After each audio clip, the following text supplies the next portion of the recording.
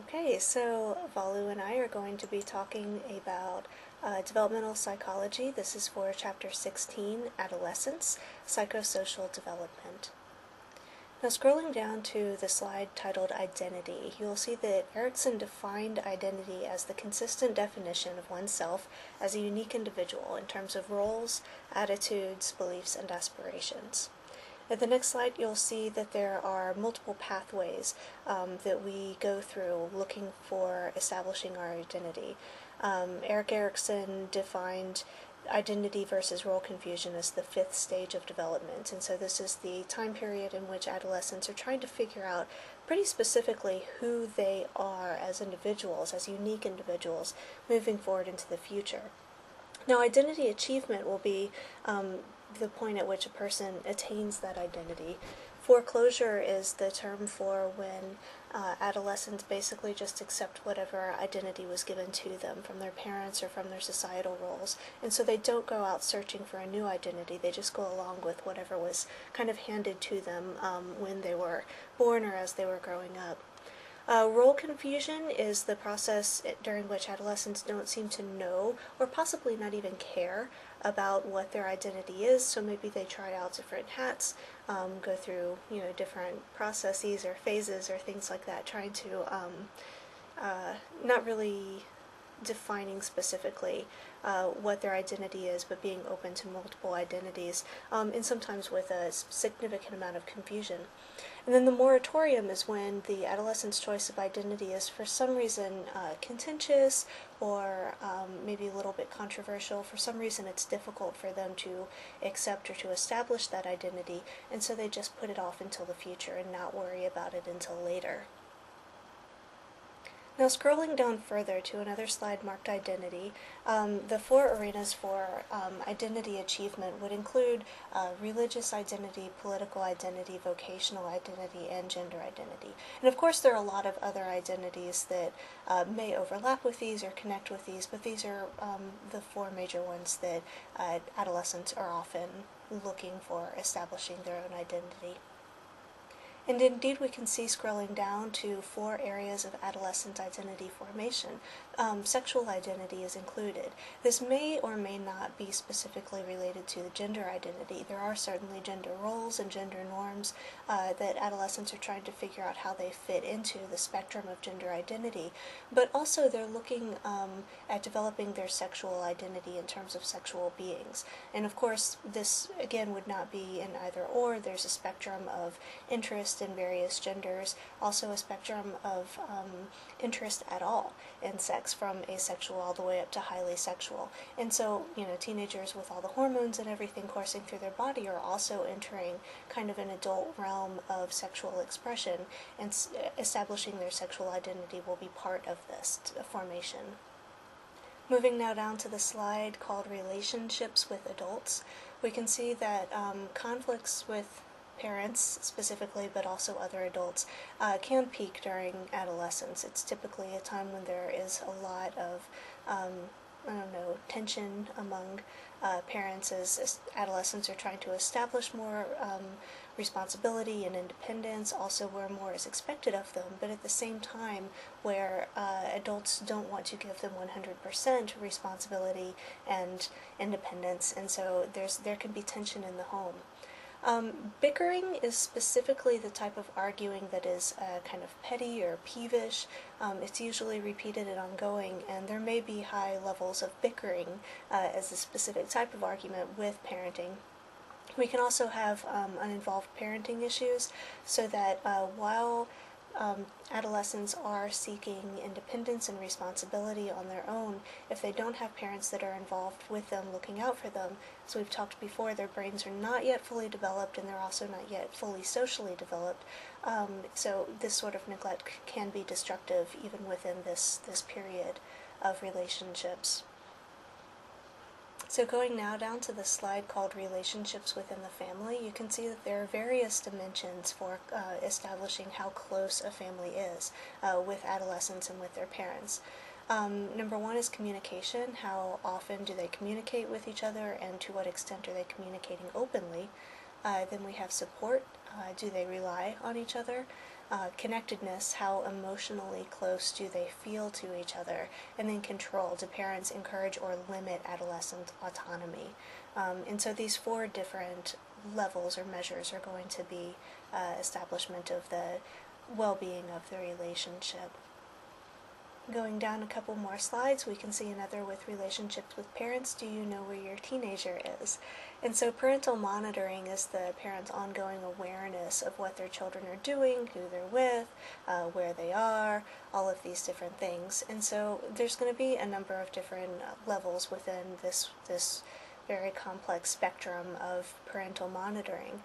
With positive, you can see that there's warm, supportive relationship where they are aware of what's going on and care about it. Negative, when it's either overly restrictive or controlling. Also, if parents are making a child feel guilty or impose gratefulness by threatening to withdraw love or support, it can cause an awful lot of contention, leading again back to the bickering and contentious and tension-filled relationship that we talked about before.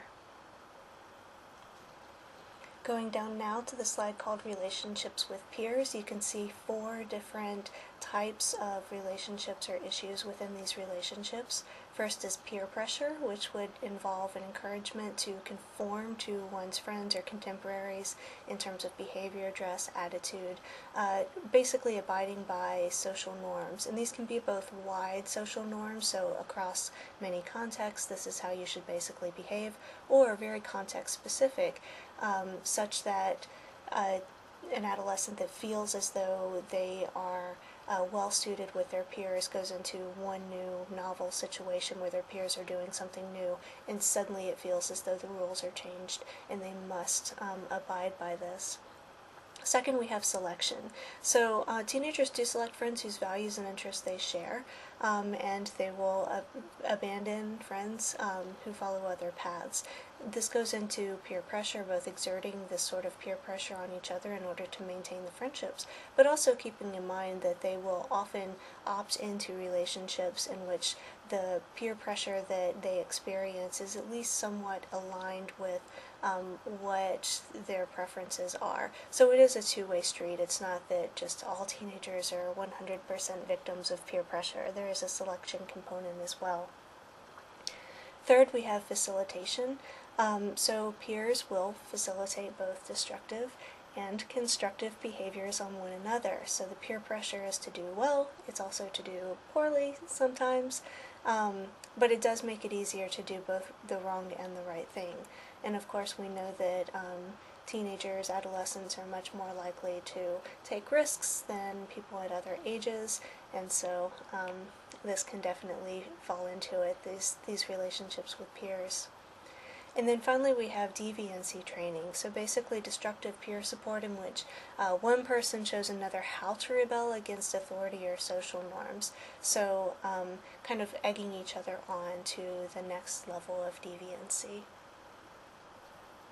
Going down to the next slide, you can see that social networking is also building with this. We've talked about this before with bullying, cyberbullying, and issues with technology. This continues on throughout adolescence. So it can be a kind of a mode of support for adolescents to find others who are like them, so that they ultimately feel as though they are less alone than if they didn't have access to these even global networks, finding people who are like them in whatever way that they feel that they were so different.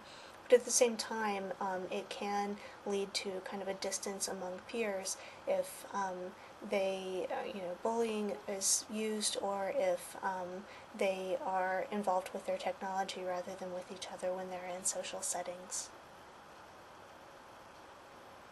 Now going down to romance, first love is going to often happen during this time period. We often will see the first romance appear sometime in high school. They will rarely last more than a year. Girls claim a steady partner more often than boys do, which again, looking at the statistics of how that works, we have question, but so it's also common though to experience first breakups, multiple breakups, unreciprocated crushes, all sorts of heartache. And I kind of say this lightly, but of course, because it is such a heightened emotional time and there are so many stress hormones available in the body already, going through these sorts of novel social situations for the very first time and not having history of experience behind, adolescents can be crushed by the rejections that they experience and can sometimes contemplate revenge or suicide, which would be one of the extreme outcomes, but we do know that this happens. So first love is definitely a major turning point experience in lives. Hopefully it goes well, but we have to be aware of when it doesn't go so well. We do have more open, qualifying same-sex romances in our society. We do know that they have always been there, or at least there's been possibility for them. Statistics of who has interest in same-sex partners has not changed, but our ability to act on those without social oppression and reprisal is definitely improving. So sexual orientation, we've talked about gender spectrum before, and the extent to which a person feels masculine or feminine within their identity. There's also a sexual orientation spectrum, the extent to which people are attracted to males or females. And it's not really a binary, it's a spectrum, so that most people will fall somewhere along the spectrum, usually kind of more toward one end or the other, but not exclusively at that one end. That sort of 100% exclusivity is actually fairly rare.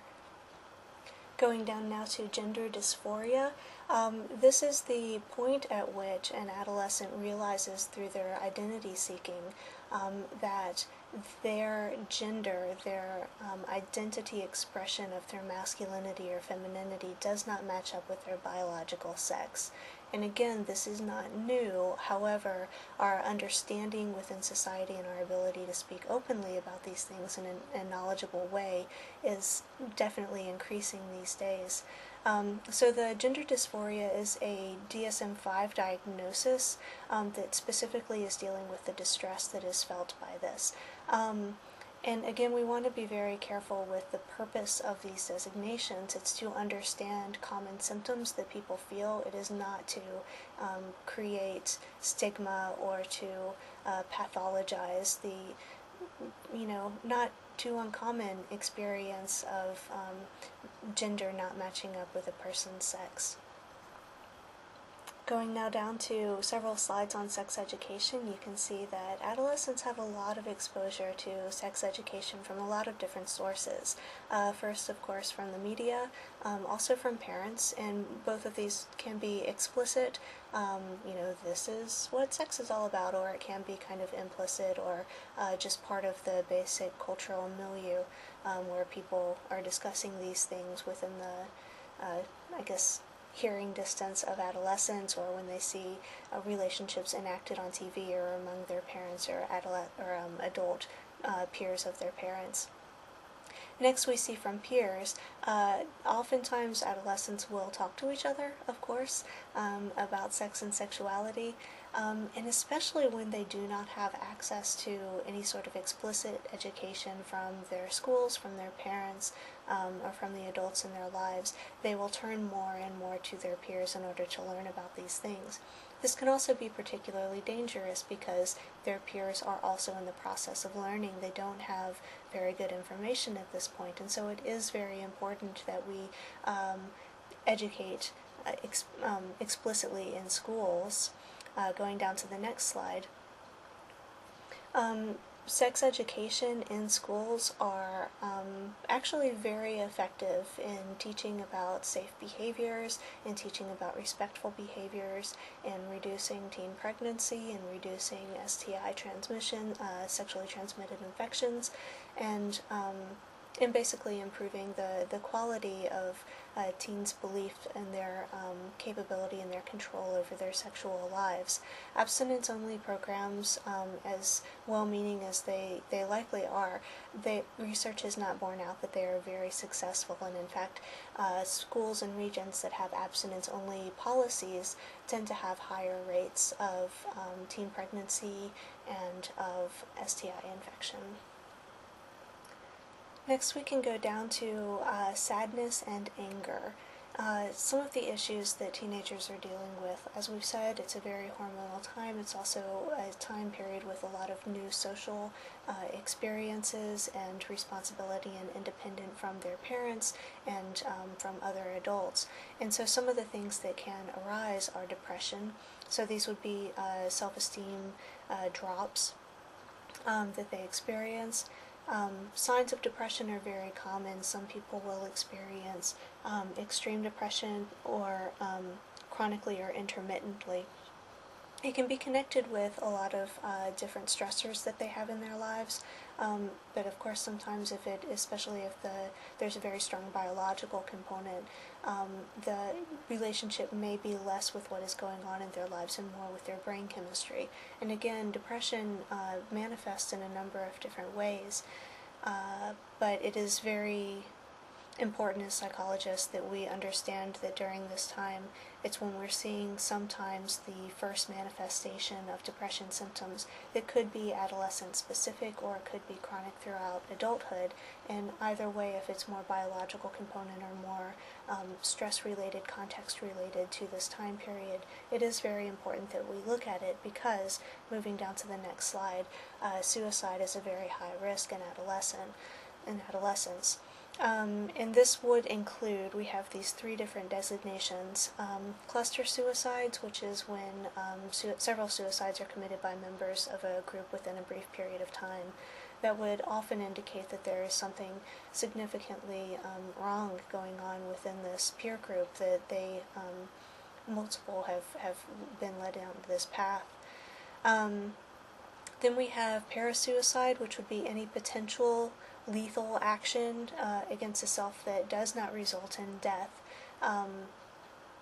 So parasuicide, this would be attempted suicide, is very common. Completed suicide is less common. And then we have suicidal ideation, which is thinking about suicide, thinking about harm to oneself, either purposefully kind of focusing on it or having intrusive thoughts. Now going down to the next slide, sad thoughts, we have a graph looking at the different frequency of seriously considered suicide, parasuicide, and parasuicide requiring medical attention. And we can see that especially within that first year of high school, 9th grade, for girls, it's very high level of risk. It's a new social situation. It's very stressful. In addition, we have a lot of puberty issues going on. And so when all of these things couple together to create an experience of extreme depression, this is when suicide is very high risk. It does go down between 9th grade and 12th grade. You can see with the 9th grade boys to 12th grade boys, there's not as much of a drop, although there is still a drop, meaning that earlier adolescence would be a much more difficult time as they're struggling with these new situations and depression, perhaps for the first time, and later much less so. Now going to our next slide, suicide statistics, we can see that the 2011 Youth Risk Behavior Survey found that more than a third of high school girls felt so hopeless that they stopped doing some usual activities for 2 weeks or more during the previous year. Over 19% seriously thought about suicide. Now the corresponding rates for boys are lower, 22% versus 36%, who felt so hopeless that they stopped taking part in some behavior, and 12.5% versus 19% who seriously thought about committing suicide. However, we do know that boys are more likely to successfully complete a suicide attempt. This isn't because statistically they're more likely to be depressed, it's because statistically they're more likely to use guns in their suicide attempt rather than pills or trying to hang themselves. Guns are a very effective method for killing people, including oneself. And so that's why, although teenage adolescent girls are more likely to experience depression than teenage boys, we do have to pay close attention to male depression as well, because it is attempted suicide is more likely to be completed. Now going down to the slide called Delinquency and Disobedience, we see that while most adolescents do obey the law, we do have enacting of delinquent or illegal behaviors, criminal activities among some adolescents. About 1/4 of young lawbreakers are caught, and statistically it's going to be much more likely to be minority youth, ethnic minority youth, rather than Caucasian youth who are caught for these behaviors and then prosecuted for them.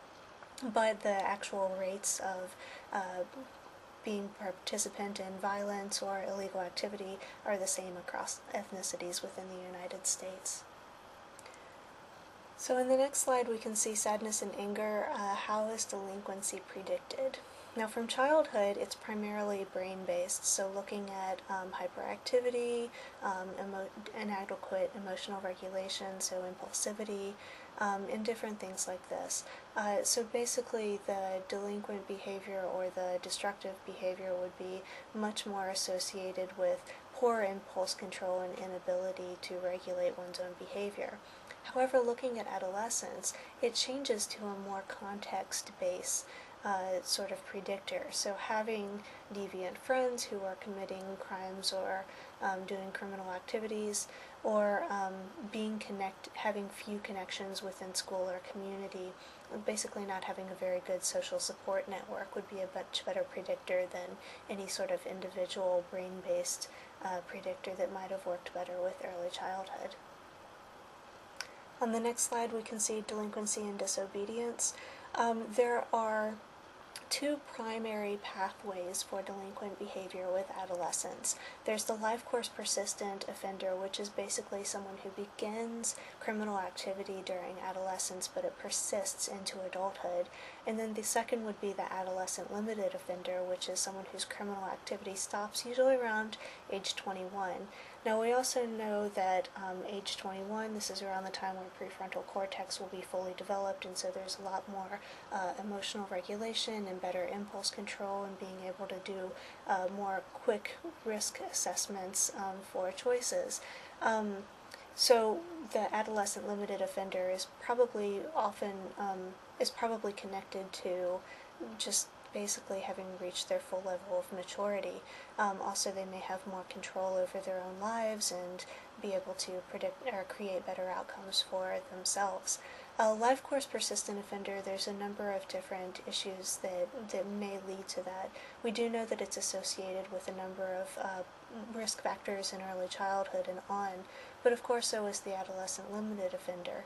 There is, at this point, no research that helps us to predict which adolescent is going to be on which course.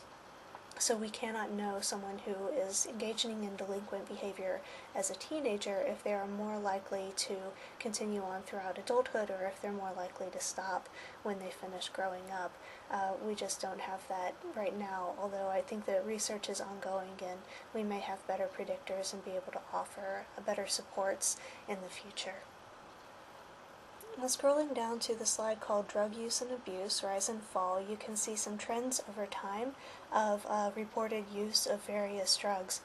And what's very interesting is that you can see there has been a general decline over the past few decades, which is important to note because, of course, when you watch media, oh my goodness, all teenagers are just breaking the law and taking drugs and drinking all the time. But that isn't borne out in research. It's also interesting to note that this has continued to go down. For example, marijuana usage, even since marijuana has become legal in a couple of states, usage has continued to go down even in those states among teenagers. So there's something else that is going on that is leading to drug and alcohol use, number one, but also we do know that our drug and alcohol use is in general decline. Moving to the next slide, you can see variations by gender. Adolescent boys are generally use more drugs and use them more often than adolescent girls. Part of this is basically differences that are reinforced by social norms, so people feeling as though in order to be a man they must use drugs or they must drink a lot or be able to drink a lot, whereas girls don't have that same pressure on them. So over the next few slides, you can see some of the physical harms that can be caused by tobacco, alcohol, marijuana. But I do want to move toward to preventing drug abuse. What have we seen that actually works? So number one, scare tactics that have been commonly employed. Research has not borne out that they're very effective. The advertisements actually make drug use seem exciting, and maybe if someone is already feeling somewhat rebellious, they may think, oh, here's a way that I can do it. There can be, moving to the next slide, massive ad campaigns that are basically focused on changing the culture in which we live, and so changing our expectations of what is normal. Those can actually be very effective. There's examples, for example, in Florida and California where teen smoking was cut in half. And in part, this is from changing the perceived social context. We also know that changing the actual social context, so making cigarettes more expensive, having targeted warnings, and better law enforcement, that also has a big impact. Okay, and that'll close up for our chapter 16.